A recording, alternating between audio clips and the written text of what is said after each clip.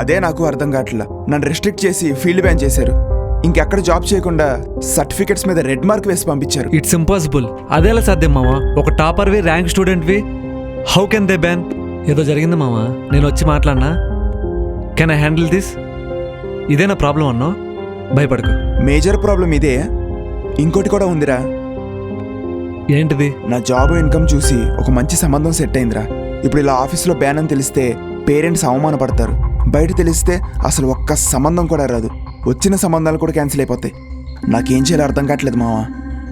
నువ్వే ఏదో ఒకటి చెయ్యాలరా.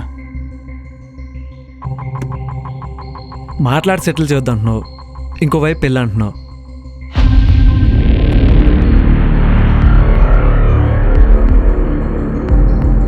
అవును, పెళ్లి కూతురు పేరేంటి? లావణ్యరా. ఇంకానే బోనా అంటావు అనుకున్నా. ఏం చేద్దాంరా? నాకేం అర్థం కావట్లా. ఈ